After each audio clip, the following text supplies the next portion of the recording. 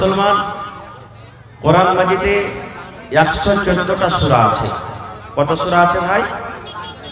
114। আজকে যে আমি আপনাদের সামনে আয়াত তেলাওয়াত করেছি খুতবার পরে, এই আয়াতটা হলো ওই 114 সূরার মধ্যে একটা সূরা আছে, সূরাতুত তাওবা। আছে না এই কোরআনে? একটা সূরার নাম আছে সূরাতুত তাওবা। তাওবা সূরা থেকে 110 নম্বর আয়াত পড়েছি।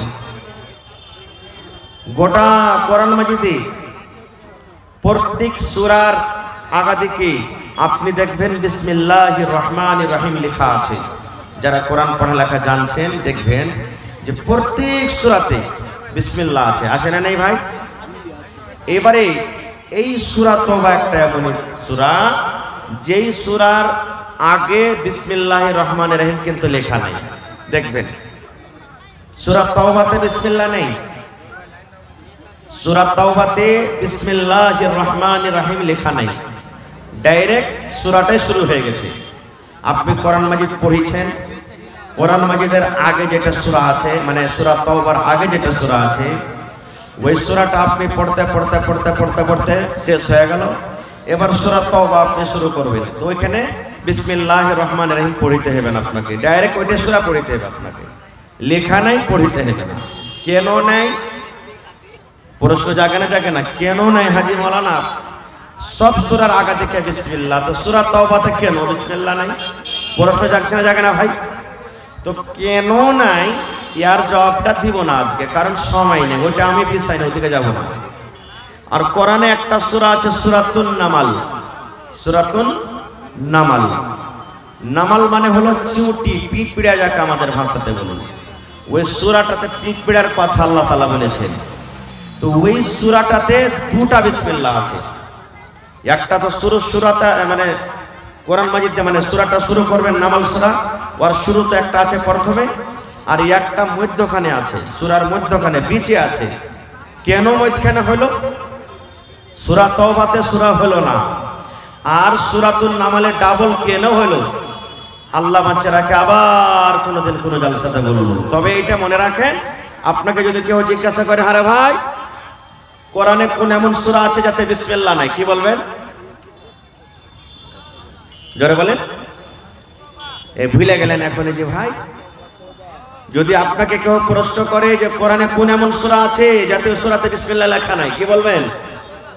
সূরাতুত তাওবা। সূরাতুত তাওবা মনে করেন, এটা খুব দামি শব্দ দিচ্ছে আপনাকে, সূরাতুত তাওবা। আর যদি আপনাকে বলে, আচ্ছা বলো তো কোরআনে কোন এমন সূরা আছে ওতে ডাবল বিসমিল্লাহ আছে, তো কি বলবেন? সূরাতুন নামাল। সূরাতুন নামাল, সূরাতুন নামাল। এবার পেঁয়াজি দিয়ে যদি আপনাকে বলে, এই বইলে তো দিলি যে ওতে বিসমিল্লাহ নাই, এতে দুটো আছে, কেন আছে বলতো? তো কবে মাওলানা এর আগে বলেনি, ফের কোনোদিন জালসাতে বলবে, তো আমিও কোনোদিন বলবো তোমাকে, ঠিক আছে ইনশাআল্লাহ। তো ভাই আমার, আল্লাহ তাবারাক ওয়া তাআলা এই আয়াতটাতে বলছেন কি, ইন্নাল্লাহা আশতারা মিনাল মুমিনিনা আনফুসাহুম ওয়া আমওয়ালাহুম। আল্লাহ তাবারাক ওয়া তাআলা খরিদ করে নিয়েছেন, কিনে নিয়েছেন। আল্লাহ কি কিনে নিয়েছেন? মুমিনের কাছ থেকে। আমরা মুমিন মুসলমান নাকি? আমরা মুমিন মুসলমান। যদি বলবেন যে আমরা শুধু মুসলমান, তাহলে মুসলমানটা আলাদা মানা হয়ে যাবে। আর যদি বলেন যে আমরা মুমিন মুসলমান, তাহলে কিন্তু দুটাতে তফাৎ হয়ে যাবে। আমি তফাৎটা আজকে দেখাইতে আসিনি। আমরা হলাম মুমিন মুসলমান। আল্লাহ তাবারাক ওয়া তাআলা বলছেন, দুনিয়ার মানুষ, আমি মুমিনের কাছ থেকে কিনে নিয়েছি, খরিদ করে নিয়েছি। কি? ওয়ার নাফস মানে জান, আর ওয়ার মাল। এবার আল্লাহ বলছেন যে আমি মুমিনের কাছ থেকে, মানুষের কাছ থেকে জান এবং মাল কিনে নিয়েছি। ওয়াকে বদলাতে কি দিয়েছি? জান্নাত দিয়েছি। বিআন্না লাহুমুল জান্নাহ। মুমিনকে কি দিয়েছি? জান্নাত। আপনি এক কাঠা জমিন খরিদ করবেন, মনে করেন এক কাঠা জমিন কিনবেন আপনি, জমিনের টাকা পেড করার পর না আপনাকে রেজিস্ট্রি দিবে? আনা বলেন, একটু কথা বলেন ভাই। জমিনের টাকা গোটাই দিয়ে দিবেন, তাহলে না আপনাকে রেজিস্ট্রি দিবে? তো আপনি দোকান চলে গেলেন, এ ভাই আমাকে 10 টাকার চিনি দাও, আপনি টাকা দিলেন, আপনাকে চিনি দিয়ে দিলে, তো কিছু দিবেন, তাহলে কিছু আপনাকে দোকানদার দিবে নাকি? হানা বলে নাকি ভাই? তো আল্লাহ তাবারাক ওয়া তাআলা বলছেন, বান্দা আমি তোমার জান এবং মাল, শুধু পুরুষ নয়, নর কিংবা নারী, আল্লাহ বলছেন মুমিন কিংবা মুমিনার কাছ থেকে আমি জান এবং মাল কিনে নিয়েছি, আর তাকে বদলাতে কি দিয়েছি? কি দিয়েছি?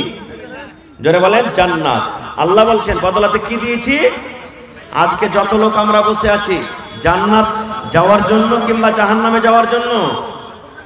কথা বলেন, জান্নাত যাওয়ার জন্য না জাহান্নামে যাওয়ার জন্য? জান্নাতে যাওয়ার জন্য।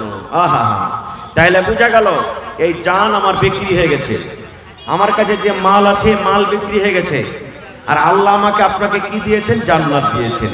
তা আমার কাছে যে জান, যতদিন আমি বেঁচে আছি, এই বাড়ি, এই হাত, এই পা, কার কথা মানবে? কার কথা মানবে ভাই? আরো জোরে বলেন, কার কথা মানবে? আল্লাহর কথা। আমার বাড়িতে যে মোটর সাইকেল, আমার বাড়িতে যে 4 চাক্কা, আমার বাড়িতে যে মাকান, আমার বাড়িতে যে সাইকেল, আমার পকেটে যে মোবাইল, হ্যাঁ, আমার বাড়িতে যে জমিন 5 বিঘা 10 বিঘা, আমার কাছে যে 5 লাখ 10 লাখ টাকা ব্যাংক ব্যালেন্স আছে, এইটা কার? এটা কার? জোরে বলেন, কার এটা? আল্লাহ। এটা আমার নয়, আমার নয়। বলবেন হাজি মৌলানা এটা আমারই তো। কেমন করে আপনার হলো? আপনার কাছে যে জমিন আছে, মনে করেন 2 বিঘা 1 কাঠা 5 কাঠা জমিন আছে, এই জমিনটা আপনি কিনেছেন না আপনার আব্বা কিনেছিলেন? জোরে বলেন, কে কিনেছিলেন? আব্বা কিনেছিলেন। আব্বা দুনিয়া থেকে যেমনই চলে গেল, আপনি ভাগযোগ করে নিয়ে নিলেন। তা আপনার আব্বা জমিন কিনেছেন আর আপনি ভাগ করে নিয়ে নিলেন, তো কই আপনার আব্বার হলো? এবার আপনার আব্বা কার কাছ থেকে পেয়েছেন? আপনার দাদুর কাছ থেকে পেয়েছেন। আপনার দাদা যেমনই দুনিয়া থেকে চলে গেছেন, আপনার আব্বা ভাগ করে নিয়ে নিলেন, তো ওইটা আপনার আব্বারও তো হলো না। আপনার কাছে যেটা জমিন আছে, বাপের দেওয়া হোক বা নিজে কিনেছেন, আপনার মরে যাওয়ার পর ভাগ কে করবে? কে করবে বলেন? কথা বলেন না যে ভাই, কে করবে? আপনার ছেলে বেটা বেটিরা না করবে? তো এটা আপনারও তো হলো না। তো এই সিলসিলা চলে আসছে ভাই আমার। তাহলে জান মাল আল্লাহ কিনেছেন, বদলাতে জান্নাত দিয়েছেন। বলবেন কেমন কথা যে মৌলানা, এটা আমরা বুঝতে পারলাম না। আহা হা ভাইরে, কোরআনের প্রতি মহব্বত, কোরআনের প্রতি ভালোবাসা, এই দেহু মন প্রাণকে আপনি আল্লাহ তাবারাক ওয়া তাআলা রাহে সঁপে দিয়েছেন বলে এত ঠান্ডাতে জালসা শুনতে এসেছেন, না হলে এখন তো ল্যাপের তল থেকে বার হইবার মন হয় না, নাকি ভাই? হয়েছে কি? এখন তো চাইছে মনটা এত ঠান্ডাতে জালসাকে শুনতে যাবো রে, ল্যাপের ভিতরে ঢুকে থাকবো।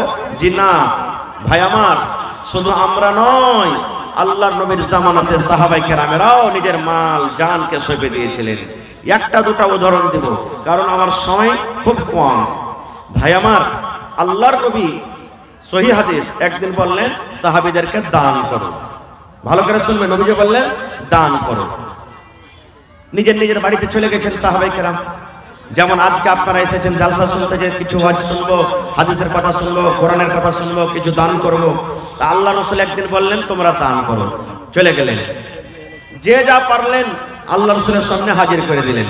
কে টাকা, কে উট, কে গম, কে জও, কে কিশমিশ, কে পানির, যে যা পারলে দিয়ে দিলেন। এইবারে ওই সাহাবীদের মধ্যে একজন সাহাবী ছিলেন কি হযরত উমর রাদিয়াল্লাহু তাআলা আনহু। সেই উমর ফারুক আহা হা হা বাড়ি গেলেন, পাল্লা পাল্লে শুরু করলেন যে আজ আমি আবু বকরকে দান করে জিতবো।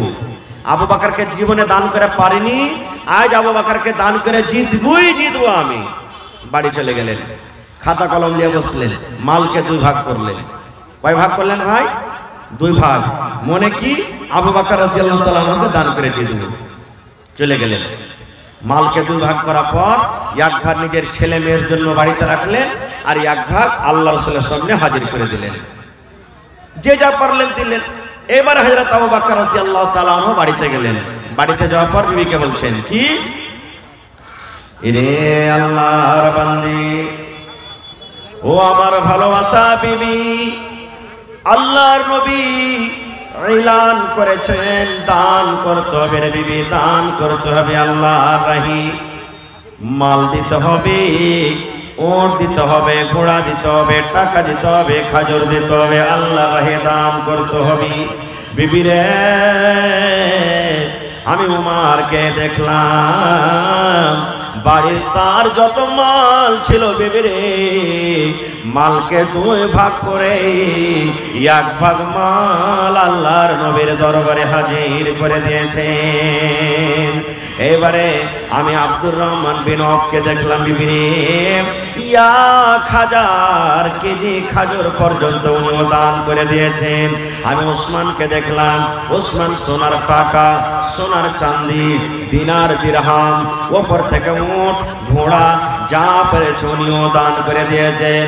এরে আল্লাহর বান্দি হযরত আবু বকর রাদিয়াল্লাহু তাআলা আনহু নিজের বিবিকে বলছেন, বিবি রে আমার বাড়িতে কিছু টিন নাই, আমিও দানে শরীক হব, আমিও দান করব।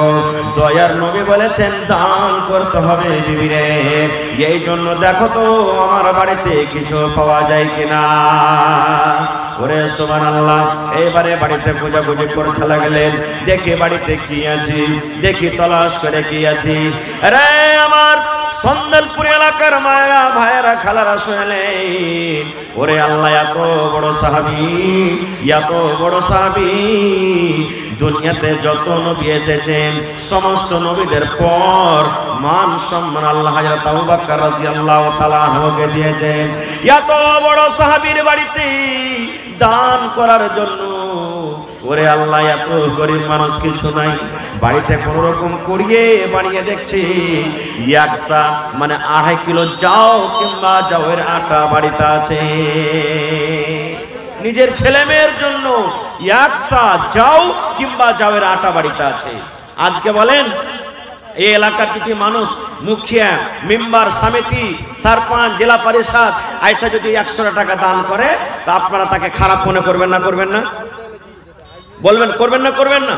একটা খুব বড় ঠিকাদার যদি আইসা 10 টাকা দেয় তো কি বলবেন? মাওলানা ঘুরিয়ে দেন, ঘুরিয়ে দেন, ঘুরিয়ে দেন, বলবেন কি বলবেন না? এত বড় সাহাবী তার বাড়িতে বন্ধুরে মাত্র 1.5 কিলো মতন চাও কিংবা যাওয়ের আটা, লজ্জার কারণে শরমের কারণে হযরত আবু বকর রাদিয়াল্লাহু তাআলা আনহু ওই 1.5 কিলো মালকে এরকম করে চাদরে ঢেকে নিলেন, এরকম ভাবে সুন্দর করে কম্বল দিয়ে কিংবা চাদর দিয়ে ঢেকে নিলেন। এবার যেতে যেতে যেতে যেতে যে জায়গাতে যে মজলিসে মাল রাখা আছে কহ কি না জানিয়ে ওই নিজের মালটাকে ঢেরিতে রেখে দিলেন, যেন কেউ জানতে না পারে যে আবু বকর কি দিয়েছে মাল। ভাই মুসলমান, সমস্ত সাহাবীদের মাল যখন জমা হয়ে গেল, এবারে নবী বলছেন, হে উসমান তুমি কি দিয়েছো?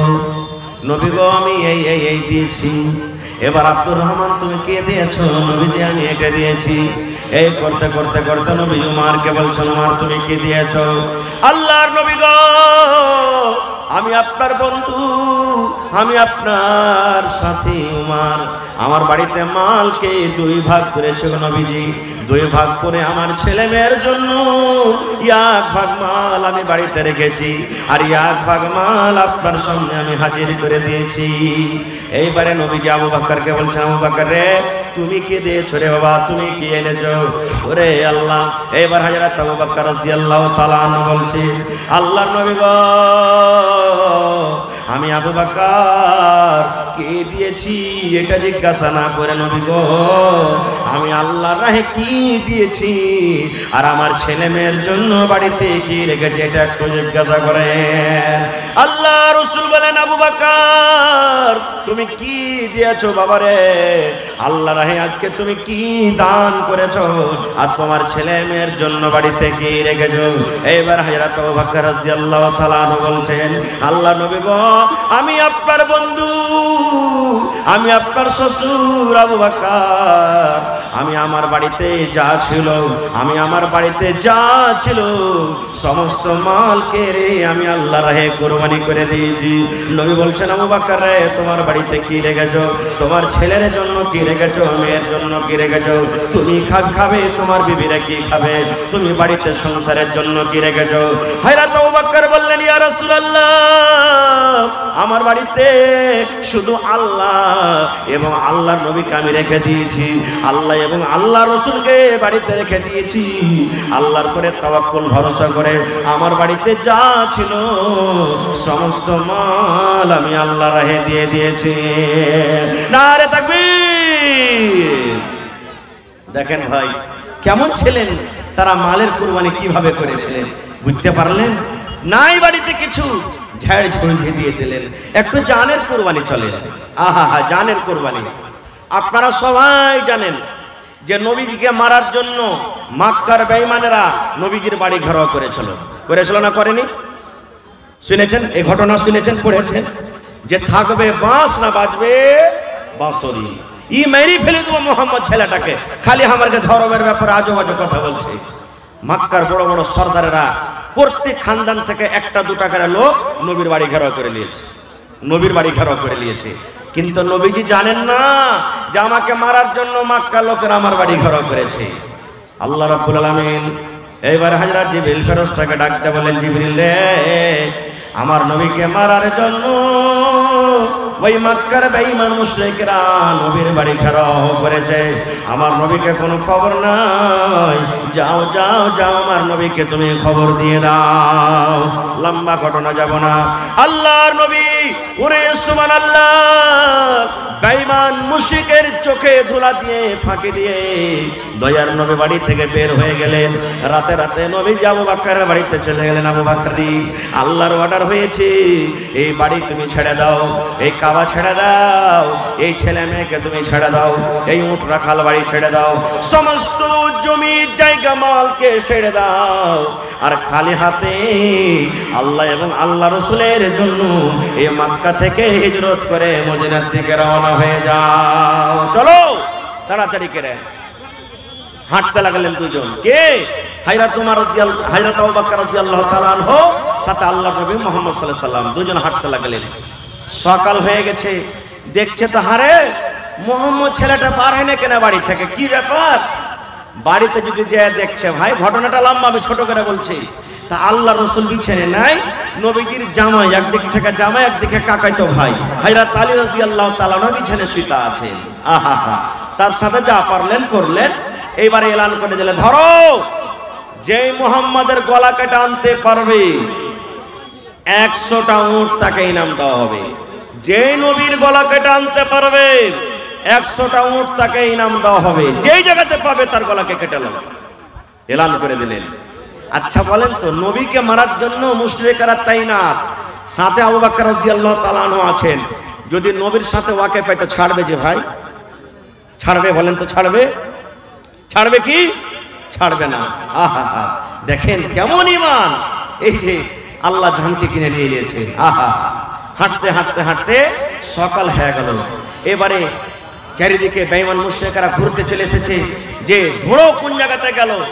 এবারে হযরত আবু বকর বলছেন, ইয়া রাসূলুল্লাহ, এই পাহাড়ে একটা গর্ত আছে যার নাম হলো সাওর, গারে সাওর। হাজী সাহেবরা দেখে এসেছেন যারা হজ করতে গেছিলেন, ওখানে একটা গর্ত খাল আছে, ওখানে আমরা লুকিয়ে যাব। এবার ঢুকতে যাবে। হযরত আবু বকর রাদিয়াল্লাহু তাআলা আনহু বলেন, ইয়া রাসূলুল্লাহ, আপনি একটু দাঁড়ান নবী গো, আমি প্রথমে ঢুকবো। কে বলছেন? হযরত আবু বকর। আল্লাহর নবী গো, এই গর্তের ভিতরে, খালের ভিতরে জানি না কত রকম জহরওয়ালা সাপ আছে, বিচ্ছু আছে, কোন রকম প্রাণী আছে, কতদিন থেকে লোকজনে গর্তের ভিতরে যায়নি। আপনি যদি প্রথমে যান, হয়তো আপনাকে সামনে কাপড় দিয়ে দিবে, হয়তো আপনাকে বিচ্ছুতে কামড় দিয়ে দিবে, আপনার ক্ষতি হবে।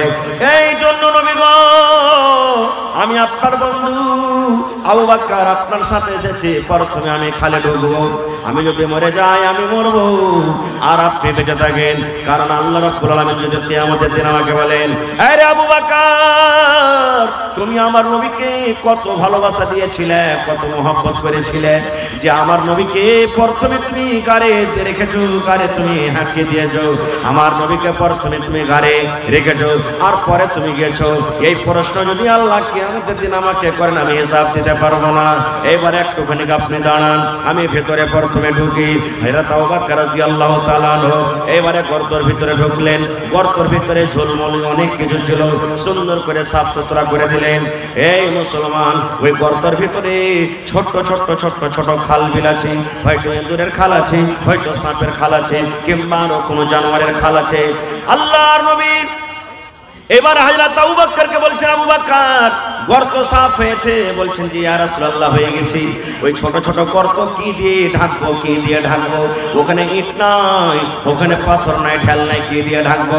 হযরত আবু বকর রাদিয়াল্লাহু তাআলা আনহু নিজের এই কম্বল কিংবা নিজের গায়ে যে চাদর ছিল, ছোট্ট ছোট্ট করে চাদরগুলোকে ছেড়ে ছেড়ে ছেড়ে ছেড়ে সমস্ত খালগুলোকে ঢেকে দিলেন। এইবারে বন্দরে একটা খাল বন্ধ করার জন্য কিন্তু কাপড় আর পাওয়া যায় না, ঘটে গেল। একটা গর্ত কিন্তু বন্ধ করার জন্য ছোট্ট খাল, কাপড় পাওয়া গেল না। হযরত আবু বকর রাদিয়াল্লাহু তাআলা আনহু ওই খালটার উপরে এরকম ভাবে নিজের পা রেখে দিলেন। এবার বলেন, পায়ে যে রেখে দিয়েছে, ভিতরে যদি কোনো সাপ কোনো বিচ্ছু থাকে তো তল থেকে কামড় দিতে পারবে না? পারবে না ভাই? তার পায়ে জোরে বলেন, পারবে না? পারবে না? এবার দয়ার নবী ভিতরে এলেন। হযরত আবু বকর বললেন, ইয়া রাসূলুল্লাহ, আল্লাহর নবী গো, এই যে আপনি আমার রানের উপরে, আপনি আমার পায়ের উপরে মাথাটা রেখে ঘুমিয়ে যান, কারণ গোটা রাত আপনি কিন্তু ঘুমাইতে পারেননি। আল্লাহর নবী এইবারে পায়ের উপরে মাথাটা যেমনই রাখলেন, রাতের জাগা মানুষ, খাস্তা মানুষ, সাথে সাথে নবীর চোখ বন্ধ হয়ে গেল, ঘুমিয়ে গেলেন। এরে মুসলমান, ওই খালের ভিতরে একটা জাহারিলি কোন বিচ্ছু কিংবা সাপ ছিল। এইবারে ওই সাপটা বিচ্ছুটা উঠার জন্য কিন্তু রাস্তা খুঁজি, ওই দিকে যায় ওটা খাল বন্ধ, ওই দিকে যায় ওটা খাল বন্ধ, ওই দিকে যায় ওটা খাল বন্ধ, ওই দিকে যায় ওইটা খাল বন্ধ। এই করতে করতে যে জায়গাতে যে খালে আবু বকর রাদিয়াল্লাহু তাআলা আনহুর পা আছেন, ওই গর্তের সামনে এসে এমন জোর করে হযরত আবু বকরকে কামড় দিলেন, তাকে বিষ লেগে গেল। যে সাপে মানুষকে কামড়ে লাই, সময় মতন যদি তার এলাজ না হয়, ওষুধ না হয়, লোকটা মরবে না বাঁচবে? ভাই বলেন, লোকটা মরবে না বাঁচবে? মরে যাবে। বিষ লেগে গেল। আস্তে আস্তে আস্তে আস্তে করে বিষ উপরে চড়তে শুরু করেছি। হযরত আবু বকর বিষে কাতর হয়ে গেলেন, সহ্য হয় না এত বিষ। চোখ দিয়ে ঝরঝর করে পানি ঝরতে শুরু হয়েছি। নবীজিকে কিন্তু জাগাই না। আহারে, আমার নবীকে যদি আমি জাগাই, আমার নবী কষ্ট পাবে, আমি মরে যাব, আমাকে মঞ্জুর আছে, কিন্তু আমার নবীকে আমি ঘুম থেকে জাগাবো না। আস্তে আস্তে করে বিষ উপরে চড়তে চড়তে ওরে আল্লাহ যখন উপর দিকে এসেছে, তার চোখ দিয়ে ঝরঝর করে পানি ঝরছি। এবারে যেমনই চোখ দিয়ে পানি ঝরা, আমার দয়ার নবীর চেহারা কিংবা এই শরীরে এক ফোঁটা পানি পড়ে গেছে। যেমনই পানিটা পড়ে যাওয়া, আল্লাহ রাসূল চেতন হয়ে গেছেন, জেগে গেছেন।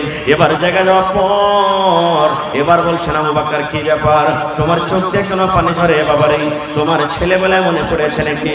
তোমার বেটিরা বলে মনে পড়েছে নাকি? বিবি বাচ্চা বলে মনে পড়েছে নাকি? বাড়ি ঘর বলে মনে পড়েছে নাকি? কেন তুমি কাঁদছো? তোমার চোখ দিয়ে পানি। এবার আবু বকর বললেন, ইয়া রাসূলুল্লাহ, আল্লাহর নবী গো, আমার ছেলে মেয়ে বলে আমার ভয় হয়নি, মনে পড়েনি, বাড়ি ঘর বলে আমার মনে পড়েনি, তবে কেন কাঁদছো? বলছেন, আল্লাহর নবী গো, এই যে আমি খালটাতে পা দিয়ে রেখেছিলাম, এই খালের ভিতরে এমনই একটা বিষাক্ত জানোয়ার আমার পায়ে কামড় দিয়েছে। ওই বিষটা আমার শরীরে চড়ে গেছে, আমি সহ্য করতে পারি না, যার কারণে আমাকে কষ্ট হয় আর আমার চোখ দিয়ে পানি ঝরে। এবারে নবী বললেন, আবু বকর, কেন তুমি আমাকে বলনি? আমাকে কেন তুমি আগে জানোনি? কেন তুমি এত কষ্ট করছো? বলছে, আল্লাহ রাসূল গো, আপনার গোটা রাত জাগরণ হয়েছে, গোটা রাত আপনি ঘুমাইতে পাননি, সামান্য একটুকার জন্য আপনার চোখটা বন্ধ হয়েছে। এবার আমি ভাবলাম এই সময়তে এই টাইমে আমার নবীকে জাগানো ঠিক হবে না, তাই আমি আপনাকে জাগাইনি। এইবারে নবীজি একটুখানি মুখ থেকে থুথু নিলেন, আর থুথু নেওয়ার পর যে জায়গাতে কামড় দিয়েছি, যেমন আমরা টিপনা লাগাই, মহলম লাগাই ঘায়ে, ওই মতো একটু থুতু নিয়ে ওই কামড় দেওয়া জায়গাতে যেমনই টিপনার মতন নিজের থুতু লাগিয়ে দিলেন, সাথে সাথে তার বেশ ভালো হয়ে গেল। নারে তাকবীর! ভাই মুসলমান, দেখেন ভাই কেমন মোহব্বত ভালোবাসা। সাহাবায়ে কেরাম জানছিলেন এই জান মাল হলো আল্লাহর, এটা আমাদের হাতে নয়। আল্লাহ যেখানে ইচ্ছা করে সেখানে আমাদেরকে লাগাইতে হবে। ভাই মুসলমান, আর মাত্র একটা ঘটনা আপনাদের সামনে বলবো। জান মালটা সাহাবায়ে কেরাম কিভাবে নিজের সঁপে দিয়েছেন, কিভাবে সঁপেছেন। একটা ঘটনা, একটা লড়াই হয়েছিল আল্লাহ রসুলের জামানাতে। ভালোভাবে শুনবেন ঘটনাটা। আল্লাহর নবীর জামানাতে একটা লড়াই, একটা যুদ্ধ হয়েছিল, যে লড়াইটার নাম হলো গাজওয়ায়ে উহুদ। গাজওয়ায়ে উহুদ, উহুদের লড়াই। উহুদ একটা পাহাড়ের নাম, পাহাড়ের পাঞ্জরে লড়াইটা হয়েছে, এই জন্য এটার নাম উহুদের যুদ্ধ, উহুদের লড়াই। নবীজি যুদ্ধ করতে যাবেন তার আগে এলান করে দিলেন, আমার সাহাবীরা শোনো, এই যুবক ভাই আপনাকে খাস করে বলছি। নবীজি বললেন, যার খাজুর পাকবো হয়ে আছে তোমরা লড়াই করতে যাও না। নবীজি বলছেন, যার খাজুর পেকে গেছে লড়াই করতে যাও না। যার উটনির বাচ্চা হয়েছে বা হবো হয়ে আছে লড়াই করতে যাও না। যে বুড়া লড়াই করতে যাও না। যার বিবির বাচ্চা হবো হয়ে আছে লড়াই করতে যাও না। যে নতুন বিবাহ করেছো, বিবির মুখ দেখতে পাওনি, ও কিন্তু লড়াই করতে যাও না। নবীজি কিছু খাস করে দিলেন, চলে গেলেন। সব সাহাবীর ঘটনা বলতে যাব না ভাই, না হলে ফজর হয়ে যাবে। ছোট্ট করে আমি বলছি, সাহাবীদের মধ্যে একজন সাহাবী, তার নাম হলো কি হযরত হানজালা রাদিয়াল্লাহু তাআলা আনহু। নতুন বিয়ে করে প্রথম বাসর রাত, বাসর ঘর প্রথম রাত বিবির কাছে আছে। বাসর ঘরটা কত সুখের রাত হয় জানতে পারছেন, যারকে বিয়ে শাদী হয়ে গেছে। যেদিন প্রথম মোলাকাত বিবির সাথে হবে, প্রথম দেখা স্ত্রীর সাথে হবে, সেই রাতটা কত মজার রাত। গল্প করে করে করে করে 1 মিনিটের জন্য মনে হয় শুধবে না, ঘুমাবে না, আর মনে মনে কইবে, হ্যাঁ রে আজ 10 ঘন্টার কেন রাতটা হলো রে, শালা যদি 48 ঘন্টার রাতটা হতো তো খুব ভালো হতো। এই যে এত মজার রাত, এত ভালো ভালো রাত, ভালো গল্প, দুঃখের সুখের গল্প। কত আশাতে স্ত্রীটা ছিল, কত আশাতে পুরুষটা ছিল, দুজনের একসাথে দেখা হচ্ছে, ওয়ার সাথে গল্প, ওয়ার সাথে গল্প, কত খুশির রায়। এরকম সুবহানাল্লাহ বাসর ঘর কার? হযরত হানজালা রাদিয়াল্লাহু তাআলা আনহু বিবির কাছে আছে, লড়াই চলছে, উহুদের মাঠে যুদ্ধ চলছে। এক বেঈমান আমার নবীকে এমন জোর করে একটা তলোয়ার আঘাত করেছে, নবীর মাথাতে যে হেলমেট ছিল লোহার, ওই লোহার হেলমেট পর্যন্ত নবীর ভেঙে গেছে, এমন জোর করে আঘাত করেছে। খুব সাহাবায়ে কেরামের কোনে বিপদ কষ্ট, নবীজির জখম, নবীজি খুবই চিন্তিত। এলান হলো, যাও মদিনাতে তাড়াতাড়ি করে খবর করো যে যারাকে আমি বাড়িতে থাকতে বলেছিলাম ওরা যদি পারে তো তাড়াতাড়ি করে ময়দানে আসবে। একজন সাহাবী চলে গেলেন, গ্রামে এলান করছে, কি রে আল্লাহর নবীর সাহাবীরা, কে তোমরা বাড়িতে আছো?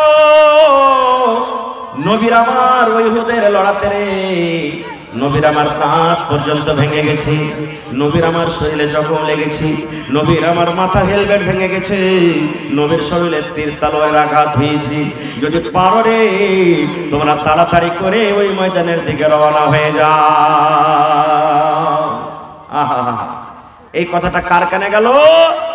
ওই যে সাহাবী যে নতুন বিবিকে নিয়ে রাতের বেলাতে আনন্দিত করছেন, প্রথম বাসর ঘর, বিবির পাঞ্জরে ঘুমিয়ে আছেন। ওরে আল্লাহ, কত গল্প, কত বিবির সাথে কথা, তার কানে আওয়াজ এলো, আরে আমি নতুন বিবির পাঞ্জরে শুতে আছি, আর আমার নবী কষ্টতে ময়দানে আছি, আমার নবীকে কত তীর লেগেছে, তলোয়ার লেগেছে।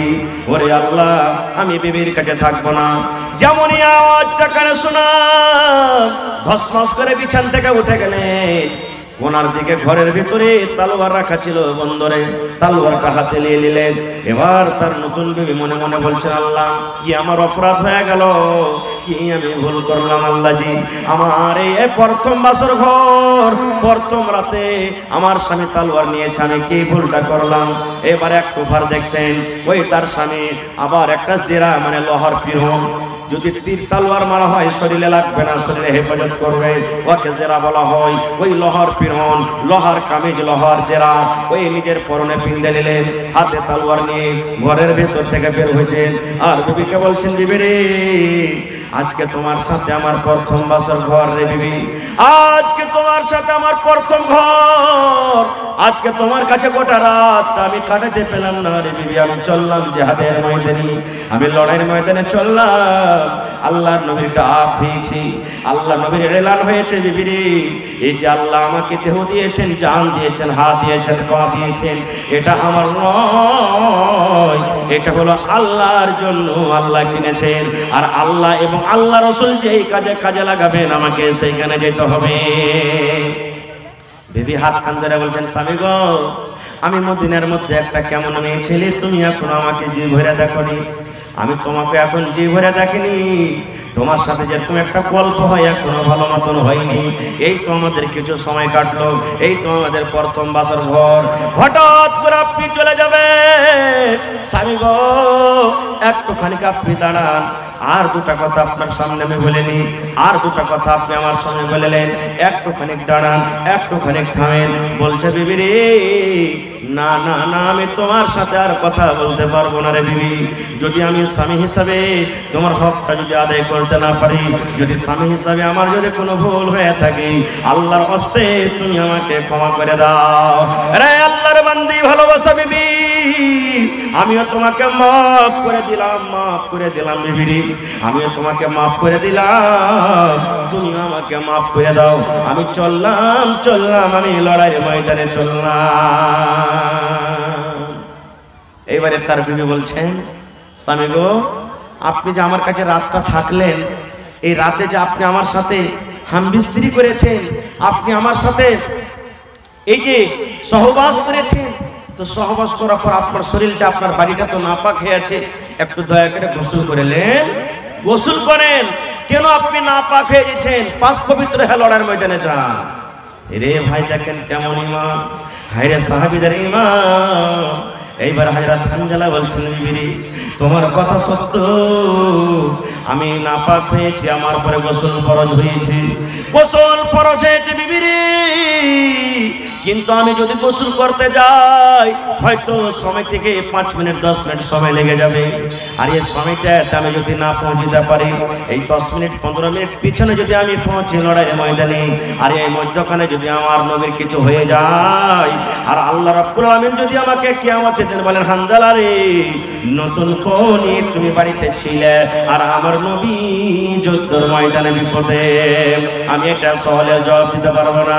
হযরত হানজালা বলছেন, বিবি রে তুমি দোয়া করো আল্লাহর দরবারে, আল্লাহ রাব্বুল আলামিন যদি আমাদেরকে কামিয়াব করেন, যদি আমাদের জিত হয়, লড়াই যুদ্ধ করে যদি গাজী হয়ে বাড়িতে ঘুরতে পারি, বিবি রে আমি বাড়িতে আসা পর আমি ফরজ গোসল করব।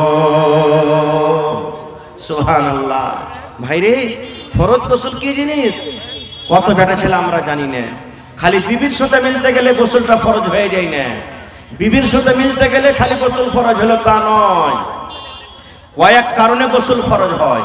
যেমন মায়েরা খালারা 5 দিন 7 দিন 3 দিন 4 দিন পর যে হাজ হয়, হাজ মাসের থেকে পাক পবিত্র হবে, হাজ আর দেখা হয় যায় না, বন্ধ হয়ে গেছে, তখন গোসল করবে, আর নাম হলো ফরজ গোসল।